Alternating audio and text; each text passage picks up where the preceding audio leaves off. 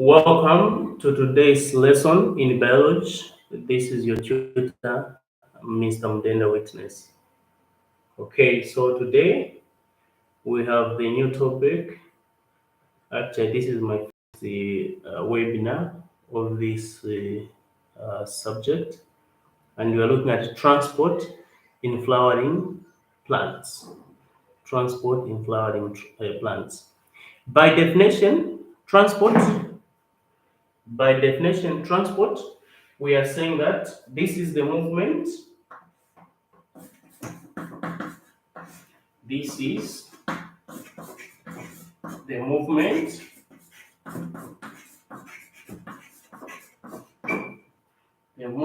of water,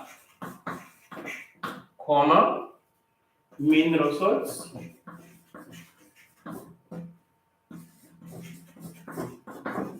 mineral salts,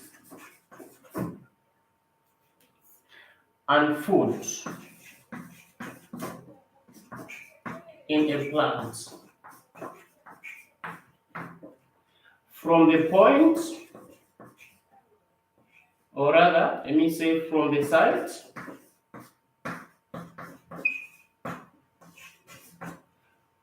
of production,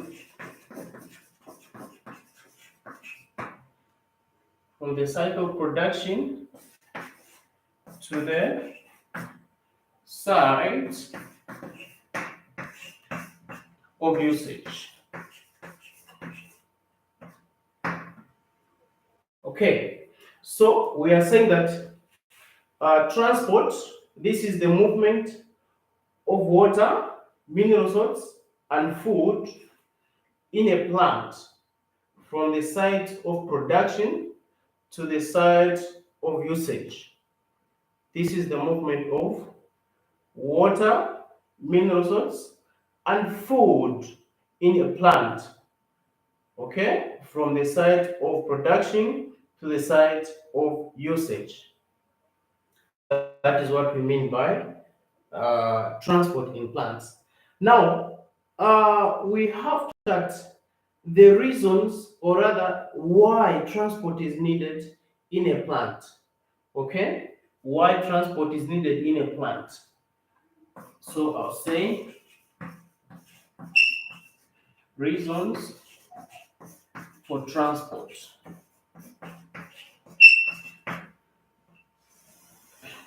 Why would we need transport in a plant? Is that point number one, to transport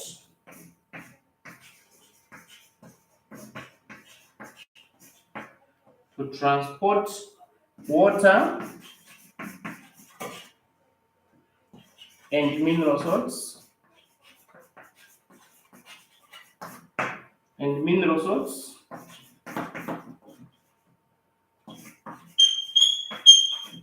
from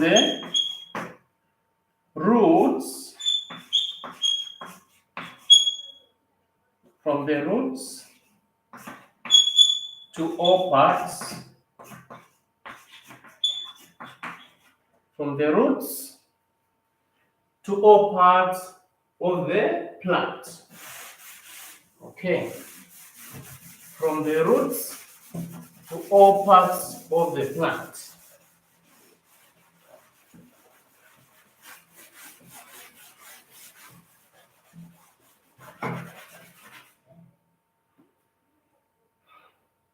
Okay, to all parts of the plant. Okay, so the reasons, we are looking at the first reason why transport is needed in a plant. The first reason is to transport water and mineral salts from the roots to all parts of the plant.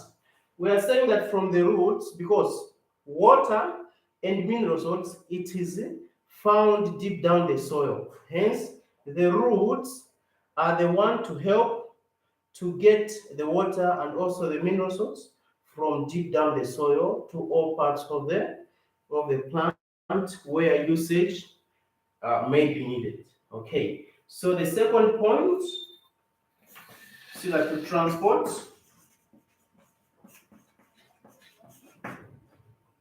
food from the leaves,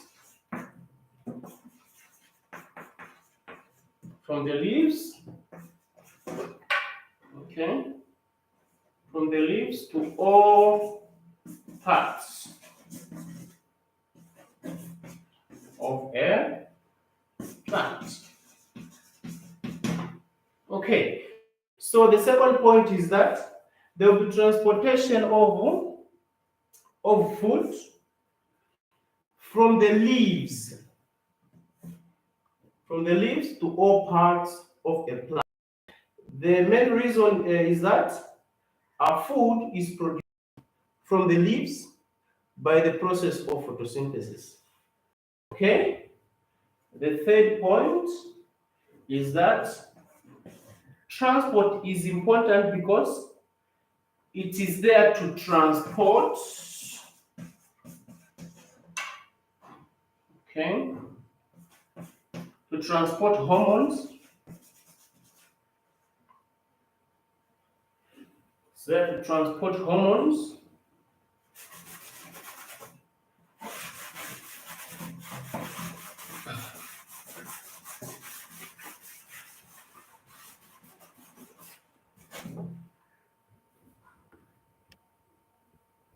Okay, so it is there to transport hormones from sites of synthesis to sites of usage. Transport hormones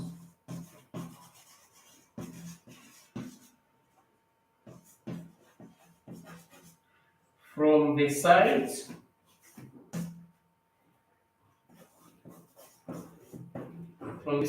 of synthesis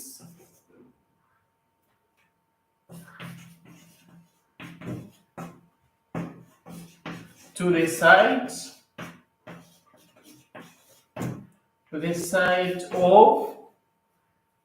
of usage. To the site of usage. Okay, so these are the three main why transport is needed in a plant. These are the three main reasons. Okay.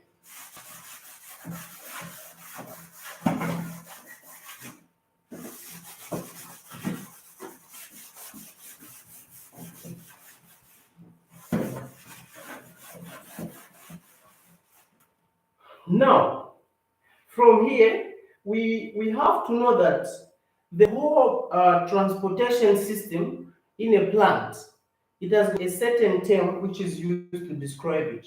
So we are saying the transport system in flowering plants is called the vascular system. Okay? The transport system in flowering plants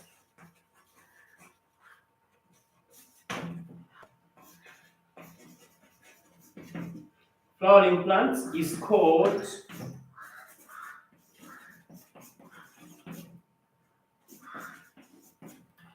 the vascular system.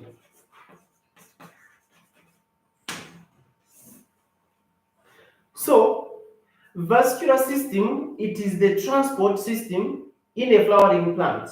Okay, so in short, the whole process of transporting hormones, transporting mineral salts, water, and also food is generally called the vascular system. So we are going to see that this vascular system, it consists of two major things. Okay, now what are those things?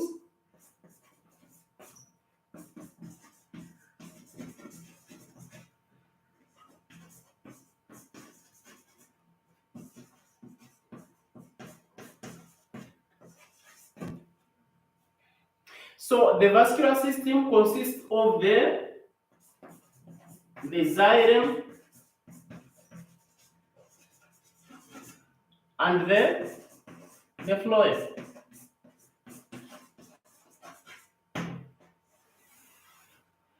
Okay, so we are saying that the vascular system in flowering plants it consists of the xylem and the phloem. Okay, it consists of the xylem and the phloem. Now, what is this xylem? Okay, the xylem conducts. The xylem, we see that the xylem, it is used to conduct what we call mineral salts. Conducts mineral salts. Mineral salts.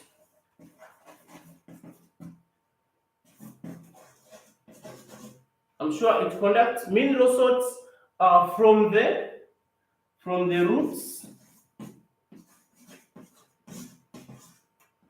From the roots to all parts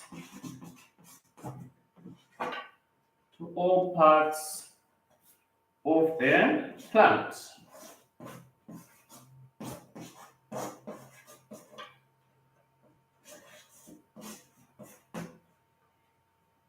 So we see that the xylem conducts mineral salts from the roots to all parts of the plant. That is the major function of the xylem. Okay? Of the xylem tube. These are tubes like structures in a plant. Okay? So the major function of the xylem, it is to conduct mineral salts, okay, from the roots to all parts of the plant.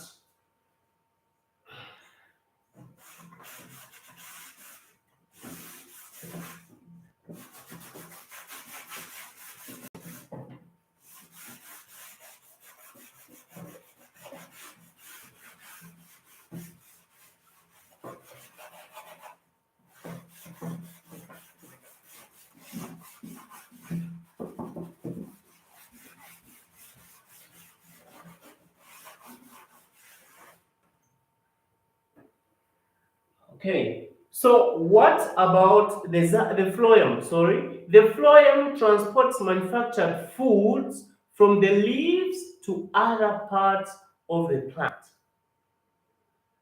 Okay, so we are going to say the phloem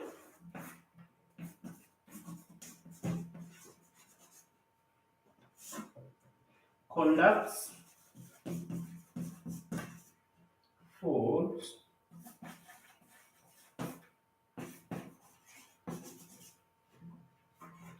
from the leaves to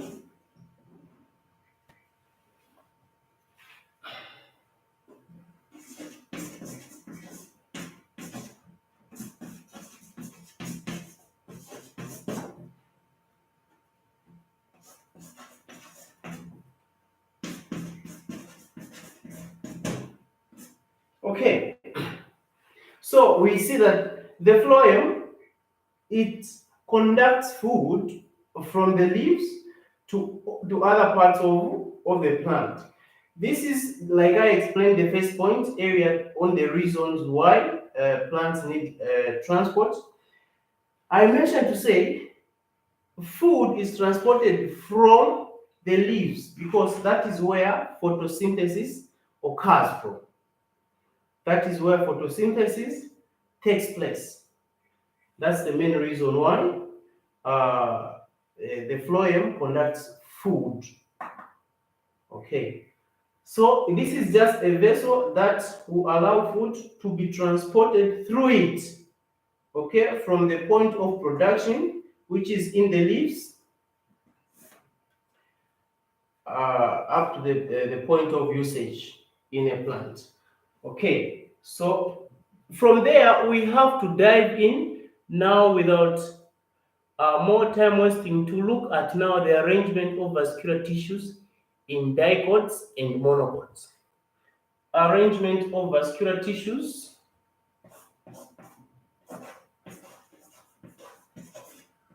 Arrangement, okay, of vascular tissues arrangement of vascular tissues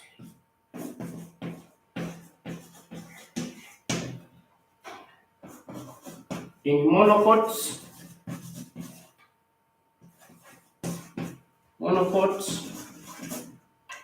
and dicots.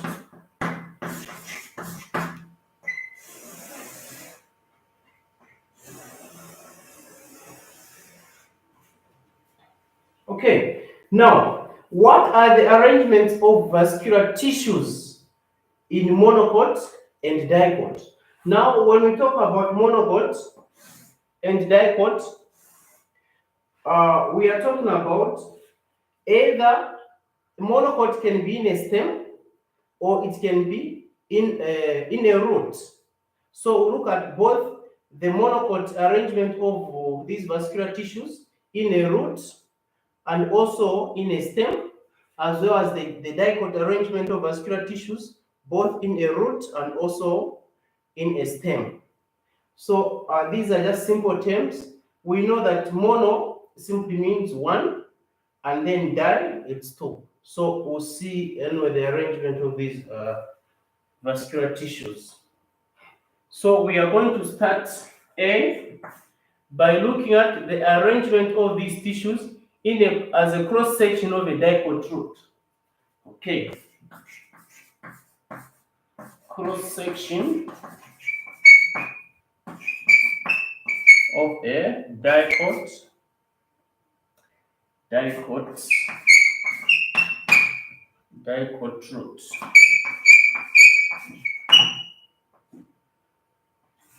Cross section of a dicot root.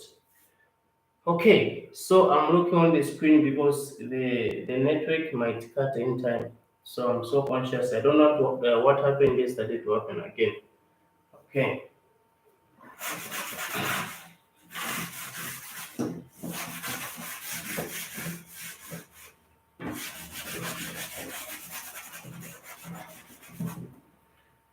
So, since we are looking at the arrangement of vascular tissues, by first looking at the cross section of a dicot root. So we have to look at now the diagram. How do you draw the cross section of a dicot root? Okay, so I think this space here is not enough for me.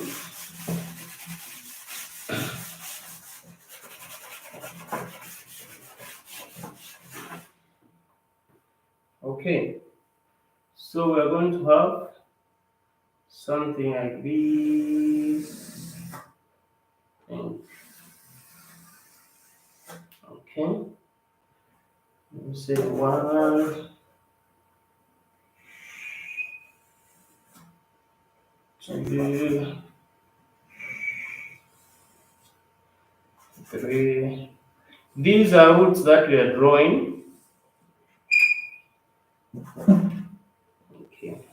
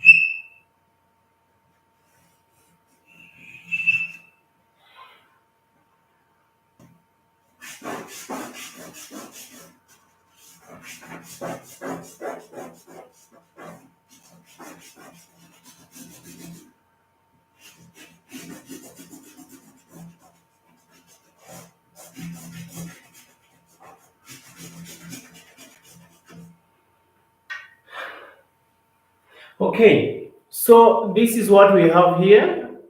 We have the cross section of the dipole roots. So we have this. We have to label now its parts.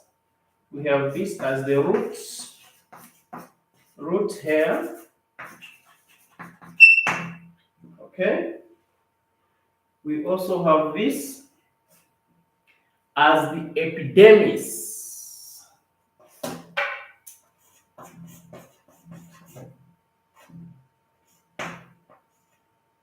Epidermis.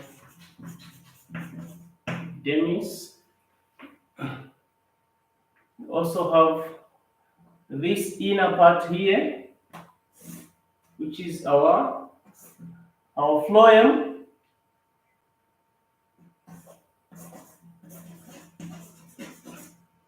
Okay. Then this star-like stuff inside, or rather a plus inside, which is painted in that way, it is our xylem. Okay. Then inside here, this part here, this is our epidermis. That one will be our endodermis.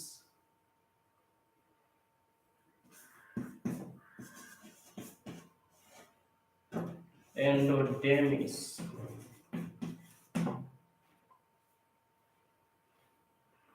From there, we have the cortex inside. We have this space here. It is the cortex.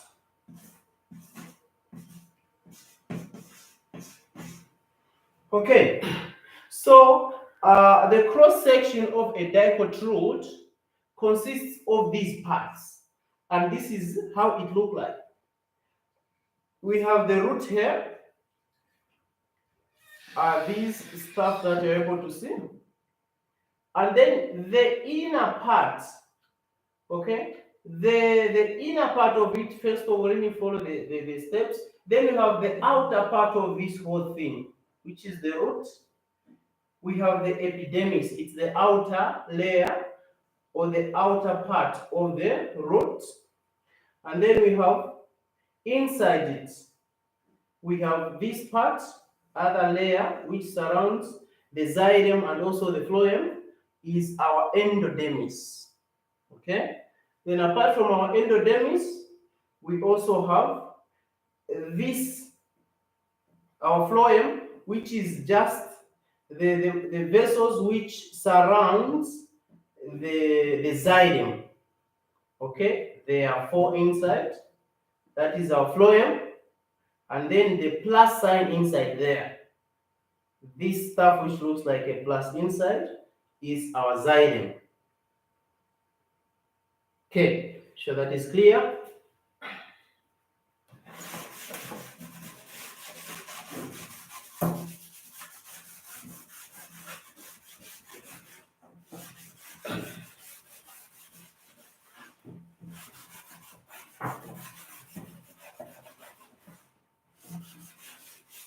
So from there, since we have looked at the cross section of a dipole, we also have to look at the cross section of a monocotyledonous root.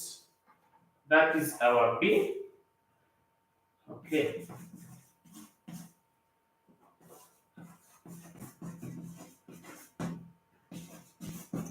Section of a monocot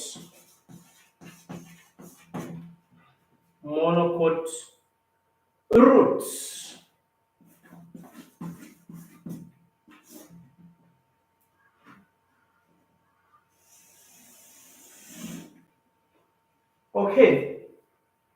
Okay. So without wasting much of the time, this will also call for the diagram. This will also call for the diagram. Now, the only difference between the monocot and the dipole is just the way the xylem is arranged inside. Otherwise, everything is the same. Everything is totally the same. Okay? Everything is totally the same. Everything is totally the same.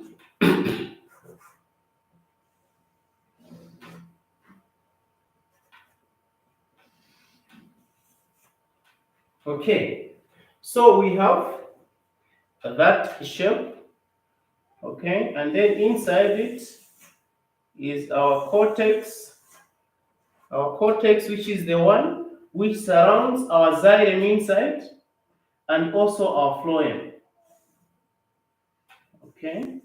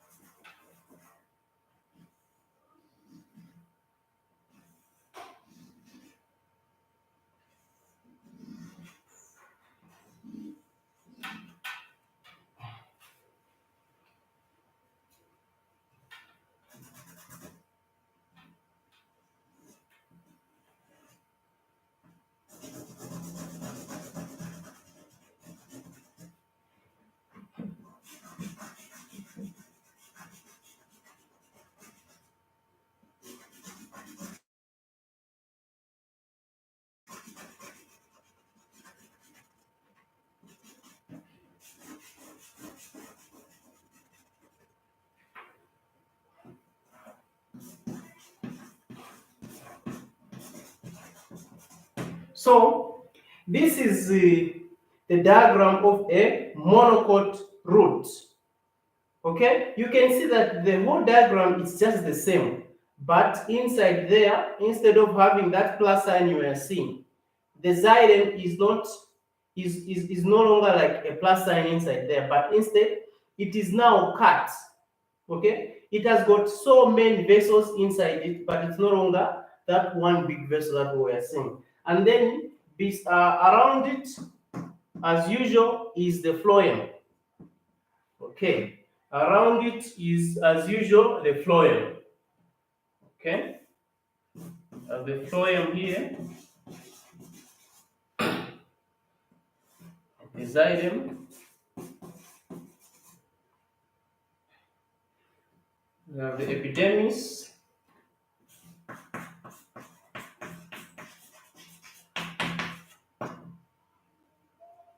We have the cortex. Okay, what else are we remaining with? Yeah, everything has been already been explained in the other question. The endodermis now, it's the location of the endodermis. Okay,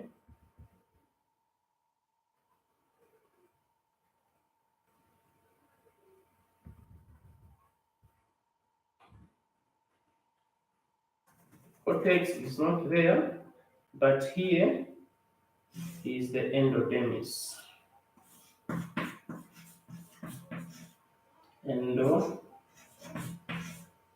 endodermis. Okay, so as we're able to see, the roots here, as usual, they're there. The epidermis is the outer layer. Okay, this space here, this space which is around, or rather which is between the endodermis and the, the endodermis and the epidermis, this area, or rather this space here, it's the one which is referred to as the cortex. Okay, this space around it is the one which is referred to as the cortex. And then, as usual, we have the phloem there and also the xylem. As simple as it is. Okay, so this will mark the end of my first my first video on this topic on transport. The next video I'm going to go live on, or rather upload, it will be the continuation of this same topic. We'll look at the monochord root and also the dichord, sorry, the monochord stem and also the dichord stem. We'll be looking at the cross section of the monochord and dichord stem. We'll also take a look at the diagrams which are there. Okay, so this will mark the end of this video. Thank you so much. Catch me up in the next video.